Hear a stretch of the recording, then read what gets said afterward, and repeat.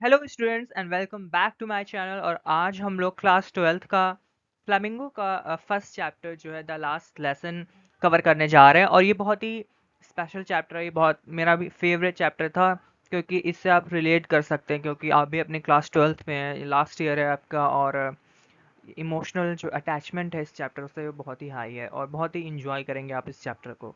सो हम स्टार्ट करते हैं। तो ये जो चैप्टर था इसके राइटर हैं अल्फोंसो डॉडेट। ठीक है, he was a French. Okay, so let's start with introduction.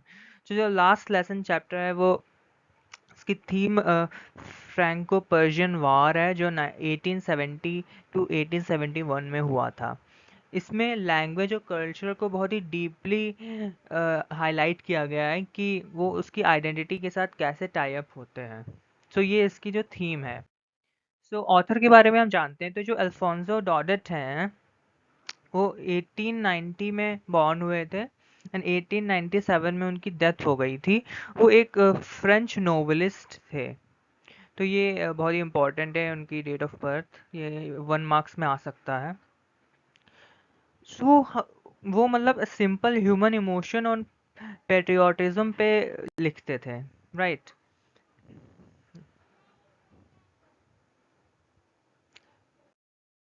तो इसके जो कैरेक्टर्स हैं तो ये भी हम जान लेते हैं ताकि हमको आसानी होगी ये पढ़ने में। फ्रेंच फ्रेंच इसका मेन कैरेक्टर होता है जिसके ऊपर ये पूरी स्टोरी है। वो एक स्कूल बॉय होता है। वो रिलेक्टेंट होता है अपनी क्लास को अटेंड करने में, उसको बहुत ही बुरा लगता है क्लास को अटेंड करने में, बहुत ही अजीब होता है वो। उसने होमवर्क नहीं कर रखा होता है, ये सब हम आगे बढ़ेंगे। एम हैमल एम हैमल जो है वो एम हैमल जो होते हैं बहुत ही स्ट्रिक्ट टीचर होते हैं जो फ्रेंच के टीचर होते हैं और बहुत ही पेट्रियाटिक भी होते हैं वो। उनसे फ्रेंच बहुत ही डरता होता है इसीलिए वो क्लासेस नहीं अटेंड करना चाहता होता है। विलेजर्स होते हैं जो विलेजर्स होते हैं वो रिप्रेजेंट करते हैं collective guilt for neglecting their language. वो हम आगे पढ़ेंगे कि क्या ही हुआ था यहाँ पे। सो अब हम चैप्टर पे आते हैं। तो जो फर्स्ट पार्ट चैप्टर का है वो फ्रेंड्स के ऊपर है कि फ्रेंड्स जो है वो तरह तरह की चीज़ें करता है ताकि उसको जो है स्कूल ना जाना पड़े क्योंकि वो जो है टेस्ट के लिए प्रिपेयर्ड नहीं होता है।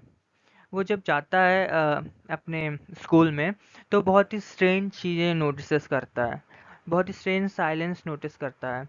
और फिर वो जब जाता है वहाँ पे तो अपने विलेजर्स को पाता है तो वो उसको बहुत ही अजीब लगता है। जो नेक्स्ट पार्ट होता है स्टोरी का उसमें जो एम हैमल होते हैं वो अनाउंस करते हैं कि जो है ये उनकी लास्ट क्लास है क्योंकि इस फ्रेंच की, क्योंकि इसके बाद जर्मन लैंग्वेज उनके ऊपर इम्पोज होने जा रही है। और वो बहुत ही दिल से लेक्चर देते हैं, बहुत ही दुखपूर्ण लेक्चर देते हैं और अपनी जो उनकी मातृभाषा है उसके लिए वो दुख जाहिर करते हैं। इमोशनल इम्पैक्ट क्या पड़ा था तो जो फ्रेंच था उसने वैल्यू अपनी जो मदर टंग थी उसकी रियलाइज़ की क्योंकि उसको बहुत बाद में पता चला इसकी उसकी वैल्यू। एम हैवल जो थे उन्होंने बहुत ही अच्छे कपड़े पहन रखे थे और उन्होंने बहुत ही अच्छे से उनकी लास्ट क्लास जो है बहुत अच्छे से डिलीवर की थी, बहुत अच्छे से लोगों को समझाया था। सबके अंदर गिल्ट और पैट्रियोटिज्म उन्होंने जगाया था। बहुत ही अच्छा पॉइंट है यहाँ पे क्योंकि इसके ऊपर एक क्वेश्चन बनता है कि what was the effect on the French about the last lesson of the chapter. जो थीम है वो लॉस ऑफ लैंग्वेज और आइडेंटिटी के ऊपर है, पेट्रियोटिज्म एंड नेशनलिज्म के ऊपर है, रिग्रेट एंड रियलाइजेशन है, इम्पोर्टेंस ऑफ मदर टंग है। मैसेज क्या था और कंक्लूजन क्या था इस चैप्टर में। तो जो लास्ट लेसन चैप्टर है वो हमें ये सिखाता है कि हमें अपनी भाषा को बचा के रखना चाहिए, उसकी रिस्पेक्ट करनी चाहिए। जैसे आजकल के टाइम में लोगों को हिंदी से दिक्कत है, वो इंग्लिश में बहुत अपने आप को समझते हैं, बट ऐसा नहीं। हमारी जो मदर टंग है भले ही वो कोई भी लैंग्वेज हो वो हमें उसकी रिस्पेक्ट करनी चाहिए।